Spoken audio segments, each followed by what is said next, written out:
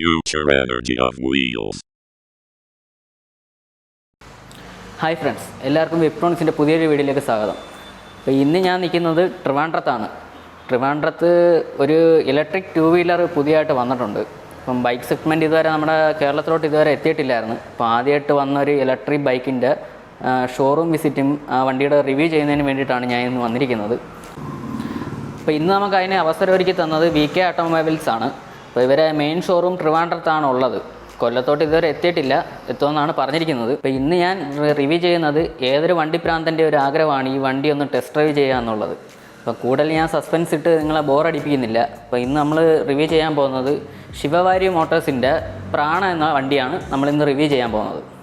അപ്പോൾ ഈ വണ്ടിയെക്കുറിച്ച് പറയാനാണെങ്കിൽ ഒരുപാട് കാര്യങ്ങൾ പറയണം, ഒരുപാട് പ്രത്യേകതകൾ. പ്രത്യേകിച്ച് എടുത്തു പറയത്തക്കെന്ന് പറഞ്ഞാൽ ഒരു ഇന്ത്യൻ മാനുഫാക്ചറിങ് ആയിട്ടുള്ളൊരു ഇലക്ട്രിക് ബൈക്കാണ്. അതും ഒരു സൂപ്പർ ബൈക്ക് കാറ്റഗറിയിൽ വരുന്ന ഒരു ബൈക്കാണ് ഇന്ന് നമ്മൾ റിവ്യൂ ചെയ്യാൻ പോകുന്നത്.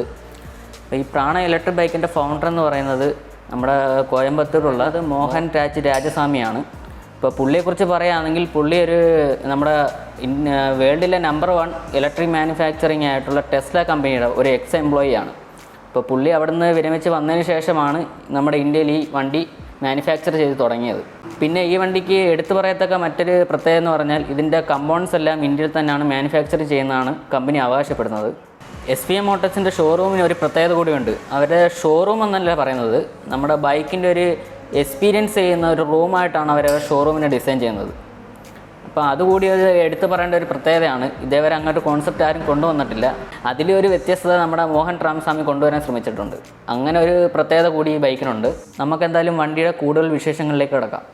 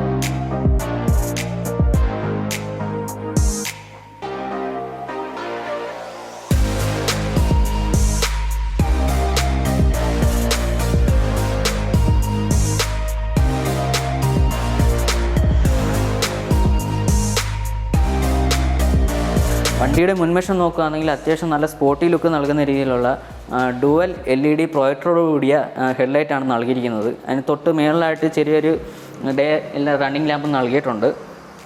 അതേപോലെ തന്നെ വണ്ടിക്ക് ടെലിസ്കോപ്പിക് സസ്പെൻഷനാണ് നൽകിയിരിക്കുന്നത്.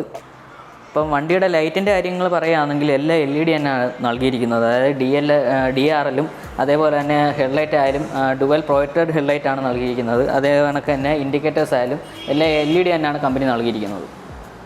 വണ്ടിയുടെ മുൻവശത്തായി 16 ഇഞ്ച് ടയേഴ്സാണ് നൽകിയിരിക്കുന്നത്. 16 ഇഞ്ച് ട്യൂബ്ലെസ് ടയേഴ്സാണ് നൽകിയിരിക്കുന്നത്. അതേപോലെ തന്നെ വണ്ടിയുടെ ഫ്രണ്ടിലത്തെ ലുക്കിന് ഒന്നും കൂടി അഴകേക്കുന്ന കിട്ടിയ രീതിയിലുള്ള 125 mm 2 ഡുവൽ ഡിസ്ക് ബ്രേക്കാണ് ഫ്രണ്ടിൽ നൽകിയിരിക്കുന്നത്. അതിനോടൊപ്പം തന്നെ നല്ല സ്പോർട്ടി ആയിട്ടുള്ള അരയുമാണ് ഇതിൽ നൽകിയിരിക്കുന്നത്. വണ്ടിയുടെ പിൻവശത്തേക്ക് വരുവാണെങ്കിൽ വണ്ടിയുടെ ലുക്കിന് ഒട്ടും കോംപ്രമൈസ് ചെയ്യാത്ത രീതിയിലുള്ള ഒരു നല്ല ഷാർപ്പ്നെസ്സോട് കൂടിയുള്ളൊരു ടെയിൽ ആൻഡ് ബ്രേക്ക് ലൈറ്റാണ് നൽകിയിരിക്കുന്നത്. അതിന് തൊട്ട് താഴെയായി നമ്പർ പ്ലേറ്റ് പിടിപ്പിക്കുകയാണ്. നമ്മൾ R15 കാണുന്ന രീതിയിലുള്ള നല്ല സ്പോർട്ടി ലുക്കോട് കൂടിയ ഒരു നമ്പർ പ്ലേറ്റ് ഗ്ലാഡിങ്ങുമാണ് നൽകിയിരിക്കുന്നത്. അതിന് തൊട്ട് താഴെയായി നമുക്ക് മഴയുള്ള സമയത്ത് ചെളിവെള്ളമൊന്നും തെറിക്കാതിരിക്കുന്നതിന് വേണ്ടിയിട്ട് ഒരു പ്രൊട്ടക്റ്റിംഗ് ഗാർഡും കൂടെ ഘടിപ്പിച്ചിട്ടുണ്ട്. അപ്പോൾ വണ്ടിയുടെ ബാക്ക് ടയറിനെ കുറിച്ച് പറയുകയാണെങ്കിൽ 17 ഇഞ്ച് അലോയിക്കകത്ത് ഒരു റേഡിയൽ ട്യൂബ്ലെസ് ടയറാണ് നൽകിയിരിക്കുന്നത്. അതേപോലെ തന്നെ 140 mm ഡിസ്ക് ബ്രേക്കാണ് നൽകിയിരിക്കുന്നത്. ഈ വണ്ടിയുടെ അലോയിക്കകത്ത് തന്നെയാണ് ഈ വണ്ടിയുടെ മോട്ടർ വന്നിരിക്കുന്നത്. അതായത് BLD സബ് മോട്ടറാണ് നൽകിയിരിക്കുന്നത്.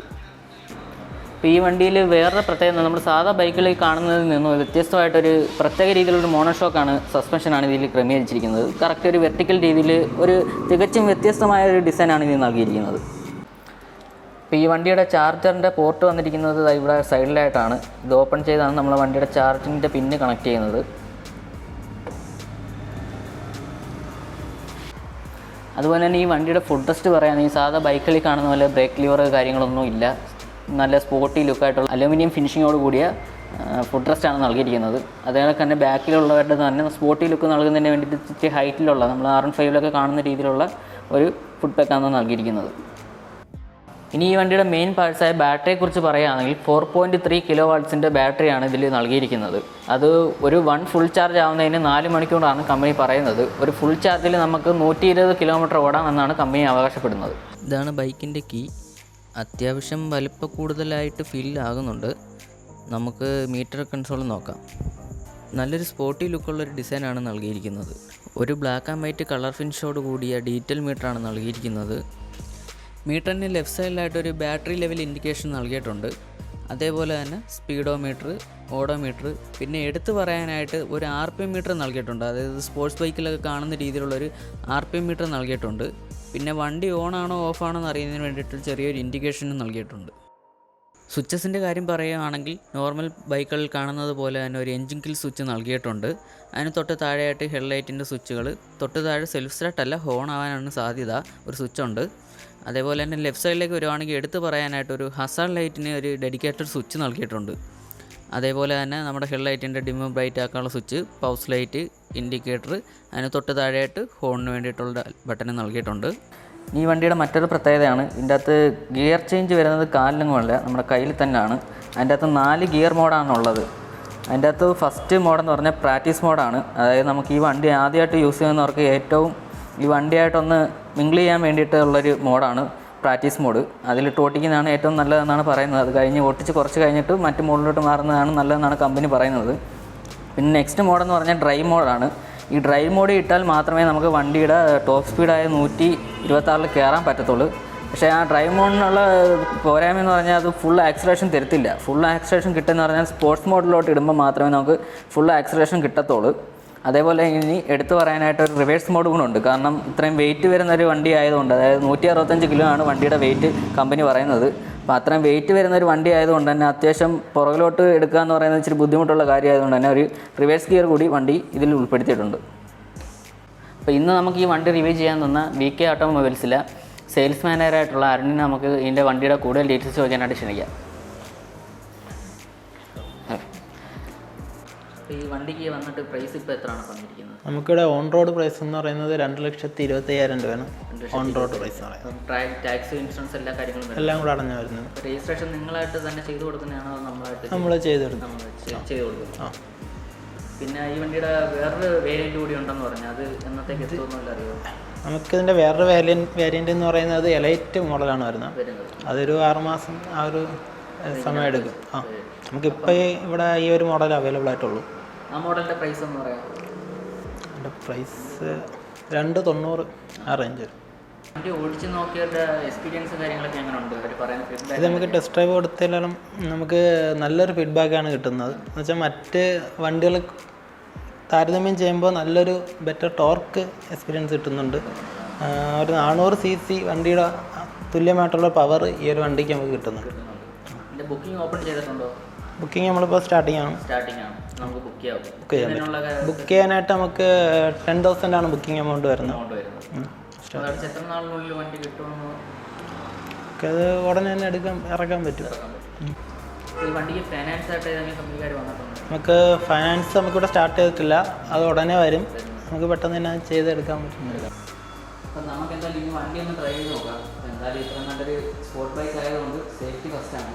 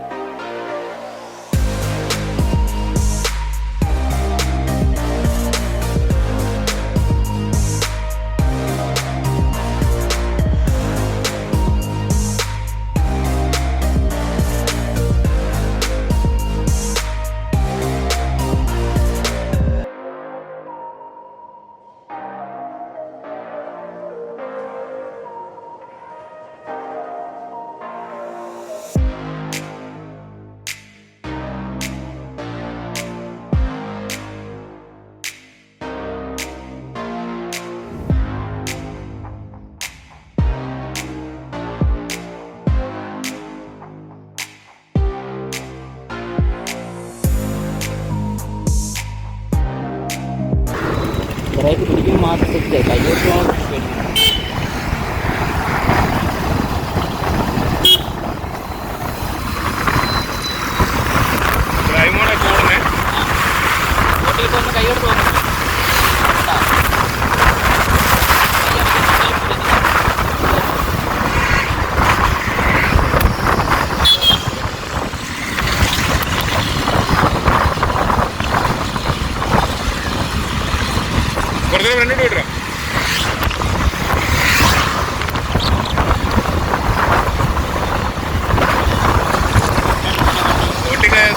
കൈയോട്ട് തോന്നുന്നു.